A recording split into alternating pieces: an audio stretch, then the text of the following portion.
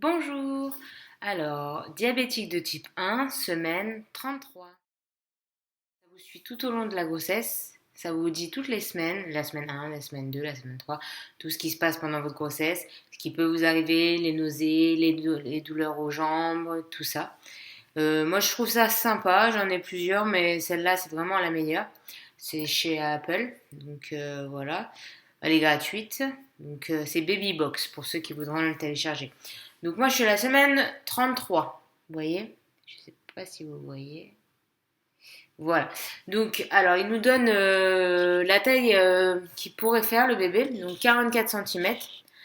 2 kilos le poids approximatif, bien sûr, hein. Ça dépend de chacune. Ceux qui ont la sclérose en plaques, par exemple, ont des bébés plus petits et moins gros. Et les femmes normales, des bébés normaux. Et les femmes enceintes, des bébés un peu plus gros que la normale. Si c'est bien géré, il n'y a pas de souci. Le bébé est dans les normes, hein, bien sûr. Il faut juste faire très attention à bien gérer votre diabète, surtout pour le liquide amniotique qui peut être dangereux pour le bébé. Voilà, l'excès. Alors, donc on a dit il ferait 44 cm le bébé à 33 semaines entre le 18 avril et le 24 avril et 2 kg 590. Bon, la mienne elle est un peu plus grosse, ça fait 2 kg 600 quelque chose. Donc bon, c'est pas énorme mais bon, voilà. Donc après ils vous mettent le développement et après plein de petites infos, voilà. Donc on continue développement de l'application. Donc attendez, je l'allume. Voilà. Alors le développement du bébé à la 33e semaine. Mis à part ses poumons et le cerveau, tous les organes du bébé sont matures. Désormais, il accumule de la graisse qui lisse sa peau et son visage. Voilà. Il est possible que les mouvements diminuent car le bébé est très restreint dans le ventre. Parce que comme il grandit et que votre ventre ne va pas s'exploser non plus, hein. Donc voilà, là il commence à être un peu tout coincé quoi. Il attend plus de sortir parce que là il n'a plus de place. Si vous voulez se faire un dressing, c'est mort. Je rigole. Voilà, voilà. Donc bon, voilà, voilà. Pour cette application, on a terminé. Maintenant, je vais vous parler du trousseau de maternité. Voilà. Donc, pour mon hôpital. Donc, il nous demande les papiers administratifs. Donc, je pense que tous les hôpitaux, c'est pareil. Vous avez besoin de votre carte vitale, carte de mutuelle, carte d'identité, le suivi de grossesse, parce que souvent, on a notre dossier avec nous. Pas pour tous les hôpitaux. Les hôpitaux à Paris, je sais qu'on n'a pas du tout. C'est les médecins qui s'occupent de ça. Vous avez juste à ramener votre livret de famille si vous êtes marié, carte vitale, carte de mutuelle, etc. Voilà. Moi, je sais que j'ai mon dossier jaune à ramener. C'est mon dossier qui m'a suivi pendant toute la grossesse avec toutes les analyses, les comptes rendus des médecins, les monitos que j'ai fait. Enfin, voilà quoi, tous les petits trucs quoi. Je vous montrerai dans une prochaine vidéo. Voilà. Ensuite, ils vous disent aussi ce qu'il faut prévoir en salle de naissance, mais ça dépend vraiment de chacune. Pour les femmes qui accouchent normalement, il y a un brumisateur, un CD pour faire genre un peu de musique, voilà quoi. Pour les femmes qui accouchent en césarienne, ça vous servira à rien tout ça, voilà. Ils vont pas vous mettre de la musique pendant qu'ils vont vous ouvrir le ventre, hein. Je ne pense pas. Après, pour votre bébé, par contre, le jour de la césarienne ou de la naissance, il faudra un body, un pyjama, une petite brassière pour le réchauffer, une paire de chaussettes. Bon, si vous avez un pyjama, ça ne sert pas à grand chose les chaussettes. Et un bonnet. Après, tout dépend s'il a des cheveux ou pas. Parce qu'un petit bonnet, s'il n'a pas de cheveux, ça va lui réchauffer la tête. Voilà. Donc voilà, voilà, voilà. Donc déjà, tout ça, c'est pour la salle de naissance. Salle d'accouchement, voilà. Ensuite, pendant votre séjour, ils vous diront ce qui sera délivré, mis à disposition par la maternité. Je sais qu'à la maternité de Rochefort, qu'ils mettent un paquet de couches pour le bébé, un paquet de protection hygiénique pour toutes les pertes qu'on aura après, bien sûr, hein. Un savon de toilette intime pour madame, un savon pour l'enfant, donc souvent c'est Chlorane ou Mustela, quoi. Voilà, voilà. Et il faudra que je demande parce qu'ils n'ont pas marqué, mais je pense qu'il y a aussi des biberons. Vous savez, souvent, ils donnent. Moi, je sais qu'à Robert Debré, quand j'étais à Robert Debré, ils nous donnaient des petits biberons de 70 millilitres. Parce que je me souviens bien du millilitre. Parce que ma fille avait fini, le deuxième jour, elle avait fini le biberon de 70 millilitres en entier et ça les avait stressés qu'elle ait mangé autant d'un coup. Mais bon, tu vas pas empêcher un enfant de manger, hein. Bon, bref. Donc voilà, c'était donc des petits trucs, des petits biberons avec une petite tétine déjà préfait. Vous aviez juste enlevé la petite pellicule, à secouer le lait, chauffer si vous avez envie, mais bon, à température normale, ça suffit amplement, hein, c'est température ambiante. Après, vous pouvez le chauffer un tout petit peu, 20 à 30 secondes pour éviter les coliques et tout. C'est ce qui est conseillé, voilà. Mais bon, après ça, voilà, oui, le bébé peut boire, surtout quand il arrive en plein été ou à partir du mois de mars. Voilà, quand vous pouvez lui donner la température ambiante et pas vous prendre la tête avec un chauffe-biberon, etc. Voilà. Euh, donc moi, c'était du lait Galia. Là, dans cette maternité, je ne sais pas. On verra. Ça peut être, comme je travaillais en pharmacie, il y avait beaucoup de maternités qui utilisaient Gigos aussi. Galia. Et la deuxième, c'est Novalac, un truc comme ça. Voilà. Voilà. Mais bon, après, ça dépend. Et puis après, ça dépend de votre bébé. S'il a des reflux, il faut lui donner du R. Mais bon, après, vous avez plusieurs laits, faites attention. Bien voir avec votre pédiatre. Le AR, si vous avez besoin du AR, parce que votre enfant boit très très vite et qu'il a pas mal de remontées, enfin de reflux, euh, le AR fait pas mal grossir le bébé. Donc après, vous en avez d'autres. Moi, je connais que Galia parce que pour l'instant, on n'a fait que Galia. C'était du lait Galia Gest qui était pas mal.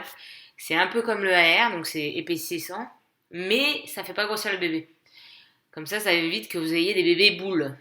C'est ce qu'on appelle quand les bébés prennent des anti-régurgitations, là, les laits AR, premier âge, et les AR, deuxième âge. Parce que c'est des laits qui font pas mal grossir à base de beaucoup de céréales, etc. Donc voilà. Vous avez Galia Gest pour ceux qui utilisent Galia qui est du top. Franchement, ça empêche le bébé de boire trop vite. Après, vous avez aussi sur vos tétines, vous avez des tétines variables. Hein. 1, 2, 3. Bon, après, même avec ça, des fois le bébé il boit vite. Donc même à la... moi je me souviens ma fille, même à la vitesse 1, elle arrivait à boire, mais à presque s'étouffer à boire. Tellement elle avait soif, ou je sais pas, enfin elle buvait très très vite. Donc on lui a donné justement du Galia Gest et ça l'a calmé. Vu qu'elle boit moins vite, moins de coliques, etc., etc. Voilà, il y a pas mal de choses qui font que vous avez des coliques ou pas. Mais bon, un enfant, les coliques, c'est jusqu'à 6 mois. Malheureusement, pas beaucoup passent sans avoir ça, quoi. Voilà, vous avez jusqu'à 6 mois les coliques, après vous avez les dents, et voilà. Mais bon, à part ça, tout va bien. Voilà. À part ça, après, vous pouvez marquer ce que vous avez besoin aussi. Donc moi, vu que je suis diabétique, je vais quand même ramener mes insulines, ma lente et ma rapide, mon testeur, mon carnet, mes aiguilles, tout ça. Mon chargeur de téléphone, bien sûr. Après, vous avez besoin de tous vos petits soins, quoi. Gel douche, dentifrice, shampoing, déo, sèche-cheveux, pour sa dent, tout ça. Pour vous faire un peu une belle coque quand vous recevez des gens, quoi. Voilà. Ensuite, après, justement, dans le trousseau de maternité, ils vous mettent. Donc, si vous allaitez, donc vous avez des coussins d'allaitement, des soutiens-gorge d'allaitement, etc. Bon, moi, j'allaite pas, parce que quand vous allaitez, vous êtes encore obligé de faire attention à votre diabète pendant le temps que vous allaitez. Et vous n'avez pas le droit de prendre Advil, tous les médicaments, Advil et tout comme ça. Donc, si vous êtes malade, vous l'avez dans le popotin. Voilà. Après, bon, je ne dis pas, les gens qui allaitent, c'est très bien pour le bébé, ça l'immunise. Moi, je peux vous dire que ma fille, je l'ai pas allaitée, mais elle n'est pas tombée malade comme ça. Elle était très, très. Elle avait un bon système immunitaire. À savoir aussi, quand vous êtes diabétique, votre système immunitaire est plus élevé. Donc, je pense que le bébé doit avoir un système immunitaire un peu plus élevé. Voilà, un peu plus qu'une femme normale, quoi. Voilà, donc tombe un peu moins malade. Voilà, mais à surveiller qu'il ne soit pas diabétique, etc. Bon, ça, c'est l'hôpital qui s'en occupe. Et vous, après, à suivre selon tout ce qui se passera quand elle va grandir ou quand il va grandir par rapport aux symptômes de diabète. Pipioli, soif excessif, etc. Mais ça, vu que vous êtes diabétique, vous devez avoir des petites bandelettes d'urine. Si vous avez comment dire, si vous avez vous avez un peu peur, bah vous prenez votre languette d'urinaire, vous le mettez dans son pot de pipi par exemple, et puis voilà, vous avez vos sucres. Alors s'il y a 0,0 sur la petite bandelette, il n'y a pas à s'en faire. Après, vous pouvez rajouter un dextro derrière, il n'y a pas de souci. Vous avez tout ce que vous avez tout ce que vous avez, vous pouvez le faire à votre enfant. Donc pour ça, c'est vrai qu'on est diabétique, c'est bien parce qu'on peut quand même vérifier notre enfant et peut-être aller plus vite que l'hôpital ou le médecin qui n'aura pas décelé des choses que nous, on saura déjà. Quoi. Voilà. Après, si vous avez la moindre chose sur votre bandelette ou autre, vous en parlez à votre médecin, il va faire des analyses complémentaires. Mais pour l'instant, moi, ça va. C'est pas parce que vous êtes diabétique que vous avez un enfant diabétique. Faut le savoir. Moi, je suis diabétique. Dans ma famille, il n'y a pratiquement personne, à part ma petite sœur, qui est un peu ma jumelle à 10 ans d'écart, qui a un diabète aussi au même âge que moi. Mais voilà, mon petit frère, il n'a rien eu. Ma mère n'a rien, mon père n'a rien. Dans la famille, il n'y a pas de diabète type 1. Donc voilà, ça ne veut rien dire du tout. Ma fille a un strabisme, mais il n'y en a pas dans la famille. Donc vous voyez, les maladies rares, ça arrive comme ça. Voilà. Donc voilà, après, ils vous disent aussi ce qu'il faut ramener pour le bébé. La petite turbulette.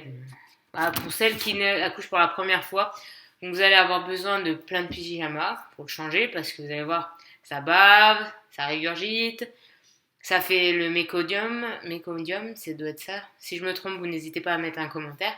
C'est le petit caca qui sort après être sorti de notre ventre, quoi. Donc c'est un caca très, très mou et très noir. Donc ça va vite à salir. Donc les vêtements vont vite à salir, mais bon, c'est pas grave. Hein.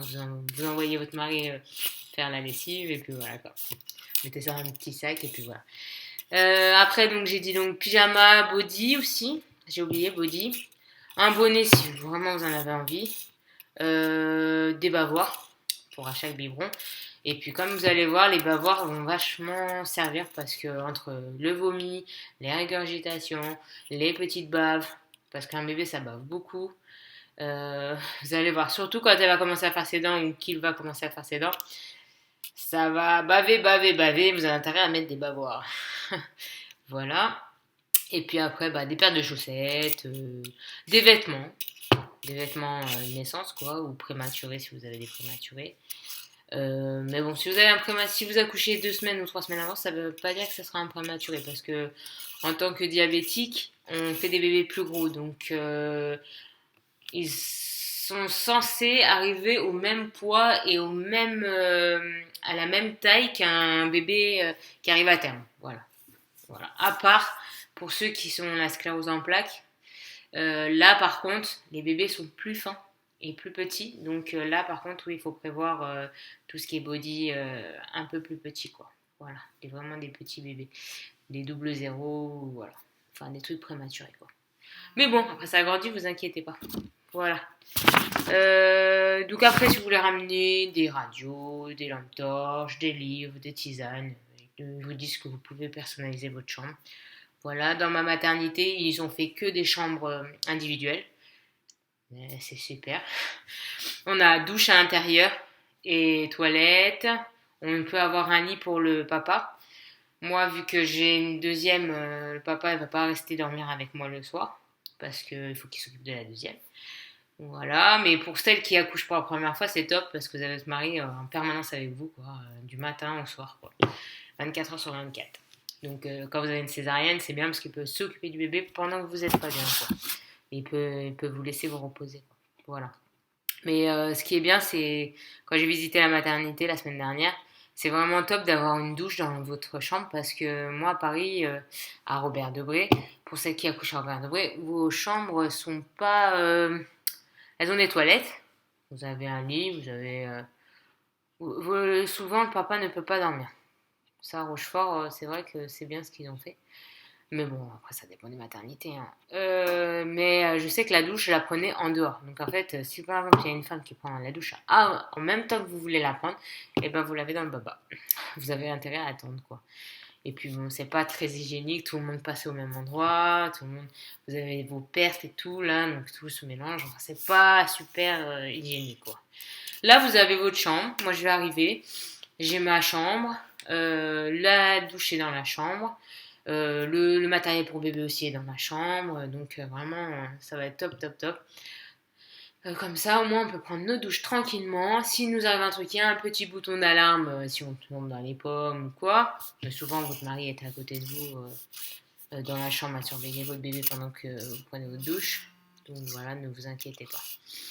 À part ça, bon voilà, j'ai visité la salle de maternité, j'ai visité aussi la salle de naissance. Un truc que je ne verrai jamais parce que moi je n'accoucherai pas par voie naturelle. À moins que j'accouche avant, hein, peut-être, mais bon. Là il reste pratiquement 3 semaines et c'est le quick quick. Non, je rigole. La césarienne, donc on va se préparer, on est déjà prêt, il y a juste la valise de maternité à faire. Tout est prêt pour la princesse, numéro 2. Voilà, donc si vous avez des petits commentaires, des choses à rajouter par rapport à vos maternités où vous avez été, par exemple, moi je sais que j'ai fait Robert Debré à Paris, dans le 19e.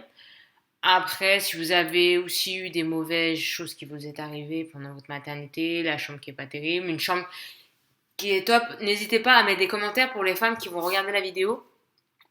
Elles seront dans les maternités qui sont top, quoi. Moi je sais qu'en Charente-Maritime, la Rochelle ou Rochefort, c'est vraiment top. Au niveau maternité, hein. On parle pas du reste. Mais au niveau maternité, ils sont bien calés, quoi. Il y a des bons trucs, vous avez des échographies en 3D. Enfin, par rapport à Paris, là, moi, je fais tous mes examens à l'hôpital. À Paris, les échographies, il fallait que je sorte de l'hôpital. Enfin, voilà, quoi. C'était pas top, top. Mais là, vraiment, tout est prévu pour vous accueillir. Vous voyez des sages-femmes, vous voyez les monitos, la sage-femme elle reste avec vous, alors que à Paris, vous avez des box. Tout le monde fait son monito en même temps, à 8 heures. Après, vous avez des heures, mais tout le monde, il y a au moins 5 femmes, on attend. Après, vous sortez de votre monito quand la sage-femme a décidé de vous laisser sortir. Donc souvent, ça dure que 20 minutes à 30 minutes, mais souvent, vous mettez 1 heure. Après, vous ressortez, je parle de Robert Debré, hein. Vous ressortez, vous attendez que la sage-femme vous appelle pour pouvoir voir avec vous si tout va bien, vous examiner, etc. Alors que là, vraiment, à Rochefort, vous allez avoir, là, mon monito, par exemple, j'ai fait mon monito pendant 20 minutes. S'il n'y a rien, s'il n'y a pas de souci, allez hop, c'est bon, c'est fini. Pas besoin d'en rajouter des tonnes et des tonnes. La contraction, il n'y en a pas. Le bébé, le cœur va nickel. 20 minutes, ça suffit amplement. Elle vous parle en même temps. Elle reste avec vous, bien sûr. Elle ne part pas. Elle vous demande si tout va bien, si vous êtes fatigué, etc. Si vous voyez personne d'autre dans la journée, elle vous fait des examens. Donc, c'est-à-dire qu'elle va vous faire pour vérifier le col, s'il n'est pas ouvert, s'il est en postérieur ou je sais pas quoi, là. Enfin, voilà, quoi. Donc, après, elle va remplir son petit truc de consultation, le poids, la tension, et après, dès que vous avez fini, bam bam, vous prenez votre dossier et vous rentrez chez vous. C'est super pour ça. Rochefort, bon à part si vous, des fois vous avez un peu d'attente, mais sinon tout est prévu pour que vous ayez le moins d'attente possible, quoi. Voilà. Bon bah j'espère que vous avez aimé cette petite vidéo. Excusez-moi pour le bégage. Je suis un peu fatiguée en ce moment, la fin de grossesse arrive, donc voilà. Comme je vous l'ai dit, dans 3 semaines, j'accouche. Donc voilà. Alors, si vous avez donc des commentaires, n'hésitez pas en dessous, ça coûte rien, c'est toujours bien. Je sais que il y a pas mal de E dans mes vidéos, mais bon, je commence, donc je débute, donc les choses ne sont pas prévues, donc voilà. Je parle de choses comme ça, j'essaie d'être au plus naturel possible, voilà. C'est pas des choses, on n'est pas dans une pub là, donc voilà. À part ça, voilà. Donc demain, je vais faire une petite écho. Non, un monito. La semaine prochaine, encore un monito. Et dans 3 semaines, au mois de mai, là, début mai, échographie. Et après, j'accouche. Voilà. Donc voilà. Sinon, bah voilà. N'hésitez pas à mettre un j'aime, à vous abonner si vous avez aimé mes petites vidéos. C'est toujours bon d'avoir un petit suivi des gens. Voilà. Aussi, pour celles qui sont diabétiques et qui regardent cette vidéo, mais qui ne sont pas qui n'ont pas encore été dans un groupe Facebook. Je parle pour celles qui sont pas du tout dans Facebook, hein. Celles qui sont sur Facebook, merci de m'écouter. Et n'hésitez pas à mettre vos commentaires en dessous de la vidéo, Pierre, sur Facebook. Donc on a un petit groupe sur Facebook pour celles qui sont enceintes et diabétiques. Alors, donc par contre, il est fermé, donc faut demander l'invitation, quoi. Donc ça s'appelle grossesse et diabète. Voilà, il y a un petit nounours. Et donc voilà, vous proposez, vous voyez, tac, voilà. Donc c'est pas mal, il y a 235 membres. Donc c'est un groupe fermé, donc c'est vraiment la personne qui va vous accepter ou pas et vous jeter s'il y a un souci. Mais c'est pas mal parce que tout le monde donne des bons avis. Par exemple, une femme qui a un problème, qui a le moindre souci par rapport à sa grossesse ou son diabète, elle le met sur Facebook. Et ensuite, donc c'est vu par plusieurs personnes. Et donc par rapport à ce que vous avez dit, les gens peuvent donner des commentaires. Et c'est pas mal parce que ça aide pas mal les gens. Et il y avait une femme la dernière fois qui avait des problèmes, je sais plus, par rapport à son diabète, qu'elle était beaucoup en hypo, etc. Ben voilà, moi j'avais des problèmes de saignement de nez. On m'a expliqué que c'était le reflux de... non, c'était pas le reflux, c'était l'augmentation du flux sanguin. Donc voilà, vous voyez, même si c'est votre deuxième grossesse, ça vous permet d'avoir toujours un avis extérieur, à part les médecins, parce que souvent les médecins ne connaissent pas tout, parce qu'ils vivent pas la maladie directement. Mais là, vous avez des femmes qui vivent la maladie, qui ont vécu ça, même des femmes qui ne sont plus enceintes et qui vous donnent des bons conseils. Donc c'est vraiment, vraiment très, très bien ce petit groupe. Donc je vous le conseille si vous êtes diabétique et que vous regardez cette vidéo. Si vous avez Facebook, n'hésitez pas, c'est très, très bien. Ce petit groupe est très, très bien. Les femmes sont top. Il y a des hommes aussi qui peuvent répondre aux trucs par rapport à leurs femmes qui ont eu aussi un diabète ou même des diabètes gestationnels. C'est vraiment, vraiment bien. Voilà. Bon, bah, je vous remercie et je vous laisse et je vous souhaite une très bonne journée. Merci encore. Au revoir.